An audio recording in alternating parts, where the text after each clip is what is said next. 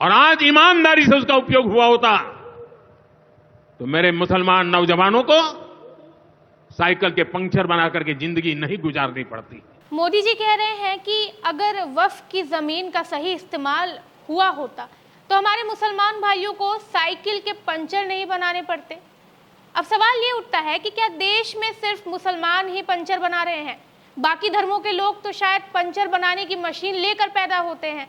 और हाँ, ये बयान किसी चाय की दुकान पर नहीं बल्कि बाबा साहेब अंबेडकर की जयंती पर दिया गया था। और अब इस बयान से सियासी तापमान तो बढ़ना ही था। कांग्रेस, ओवीसी, आम आदमी पार्टी अब मैदान में उतर चुके हैं और ट्विटर पर फिर वही पुराना खेल शुरू हो गया है, धर्म की राजनीति।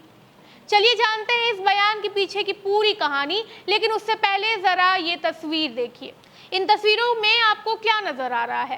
पहली तस्वीर है रावत टायर पंचर की दुकान, जहां लिखा है हमारे यहाँ ट्यूब खरीदे जाते हैं, बेचे भी जाते हैं। दूसरी तस्वीर में Shri Ram tyre workers, all type of tyre punchers workers. तीसरी तस्वीर में लिखा है जय मां करनी टायर वर्कर्स। ऐसी ही कुछ और तस्वीर हैं, जैसे कि Sharma tyre, Suresh tyre, Rohit tyre. तो इन तस्वीरों से ये तो साफ समझ आ रहा है कि पंचर की दुकान का लेना देना धर्म से तो नहीं है। ये बस एक व्यवसाय है, एक काम है जो कोई भी कर सकता है। वहीं अब देश के प्रधानमंत्री नरेंद्र मोदी ने 14 अप्रैल को हरियाणा के हिसार में बाबा साहब अंबेडकर की जयंती के मौके पर जो कुछ भी कहा, वो सिर्फ एक चुनावी भाषण नहीं था, बल्कि एक बहुत ही सोची समझी राजनीतिक चाल नजर आ रही थी, जो सीधे सीधे देश के सबसे बड़े अल्पसंख्यक समुदाय को निशाने पर लाने के इरादे से चली गई थी। जिस दिन सामाजिक न्याय, समानता और अंबेडकर की विचारधारा पर बात होनी चाहिए थी, उस दिन प्रधानमंत्री जी ने मंच से ये कह दिया कि अगर वक्फ की संपत्तियों का सही इस्तेमाल हुआ होता तो मुस्लिम युवक आज पंचर नहीं बना रहे होते। अब आप ही सोचिए, क्या देश के प्रधानमंत्री को इस तरह का बयान देना शोभा देता है? क्या ये किसी समुदाय के प्रति चिंता थी या चुनावी मंच से एक बार फिर बहुसंख्यक मतदाताओं को खुश करने की कोशिश? और अगर ये बयान वास्तव में भलाई के इरादे से था तो फिर ये क्यों लगता है कि जैसे पूरा समुदाय एक पेशे तक सीमित कर दिया गया? बीजेपी की राजनीति अब इतनी प्रिडिक्टेबल हो गई है कि कब किस धर्म का इस्तेमाल चुनावी शस्त्र के रूप में करना है, इसका टाइम टेबल पहले से ही आ चुका है। और फिर शुरुआत होती है टीवी डिबेट्स, ट्रोल आर्मी और बयानबाजियों की एक नई साजिश का। वही प्रधानमंत्री मोदी के बयान के बाद जो राजनीतिक भूचाल आया है, उसमें विपक्ष की प्रतिक्रियाएं ये साफ दिखाती हैं कि मामला केवल एक बयान या शब्द का नहीं है, बल्कि इससे जुड़ी मानसिकता और नजरिए का है, जो देश के सामाजिक ढांचे को भीतर से झकझोर देता है।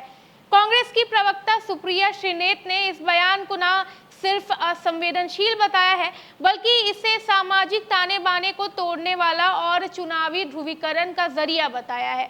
उन्होंने ये भी जोर दिया है कि जिस दिन पूरा देश बाबा साहेब अंबेडकर को श्रद्धांजलि दे रहा था, उस दिन प्रधानमंत्री और उनकी सरकार ने संसद के सेंट्रल हॉल में जाकर श्रद्धांजलि देना जरूरी नहीं समझा, जिससे ये सवाल उठता है कि अंबेडकर को लेकर जो दिखावा किया जाता है वो कितनी सच्चाई के लिए होता है। वहीं कांग्रेस ने भाजपा से ये भी पूछा कि आखिर उनकी किसी भी सरकार में आज तक कोई दलित मुख्यमंत्री क्यों नहीं बना है, जबकि हर चुनाव में वो अंबेडकर के नाम पर वोट बटोरते हैं।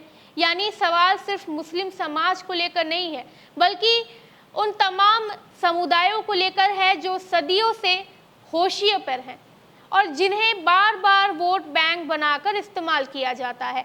लेकिन जब सशक्तिकरण की बात आती है तो उन्हें होशिये पर ढकेल दिया जाता है। मोदी जी, थोड़ा तो सोच समझकर बोला कीजिए। इस देश के चुने हुए प्रधानमंत्री हैं आप, कोई बदजुबान दोरूपल्ली के ट्रोल थोड़े ही हैं। आज बाबा साहब की जयंती पर भी आपसे मर्यादा की उम्मीद करना बेमानी है।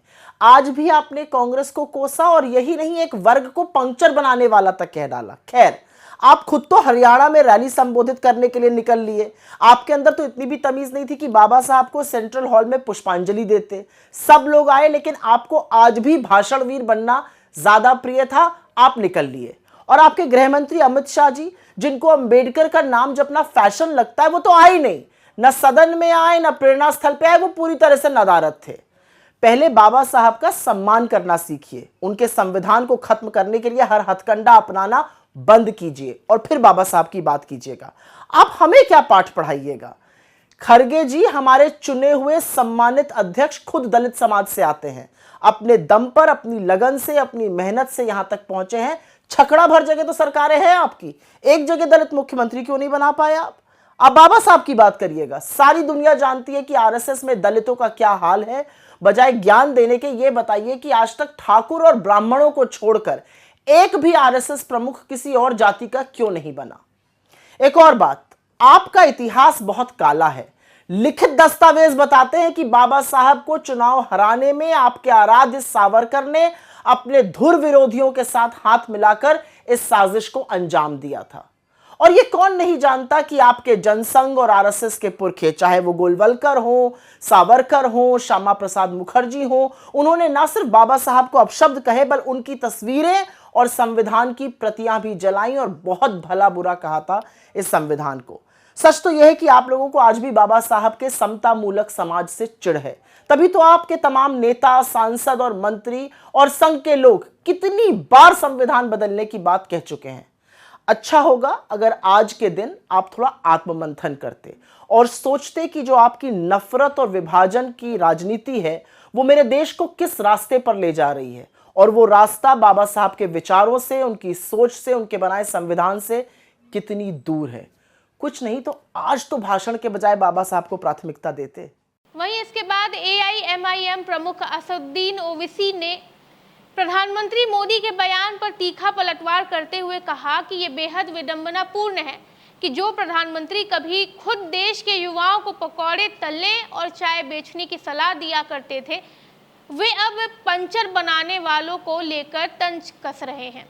क्या ये वही नौकरी दो का वादा था या अब मजाक उड़ाना ही नीति बन गया है? ओवैसी ने स्पष्ट किया है कि अगर वक्फ संपत्तियों में भ्रष्टाचार है तो उसकी जिम्मेदारी आम मुसलमान पर नहीं है, बल्कि उस पूरे सिस्टम पर है जो सरकारों द्वारा चलाई जाती है और जिसकी निगरानी की जिम्मेदारी और जवाबदेही भी उन्हीं पर निर्भर करती है।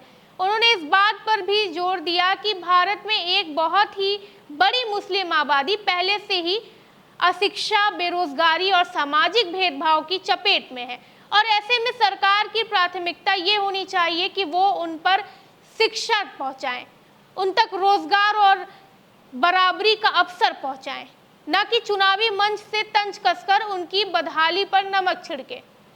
ओवैसी ने यह भी कहा कि अगर वक्फ कानून में सुधार की जरूरत है तो उसे पारदर्शिता के साथ किया जाना चाहिए, लेकिन पूरे मुस्लिम समुदाय को कटघरे में खड़ा कर देना और उसे अपमानित करना न सिर्फ गैर जिम्मेदाराना है बल्कि ये देश के लोकतांत्रिक और धर्मनिरपेक्ष मूल्यों के भी खिलाफ है।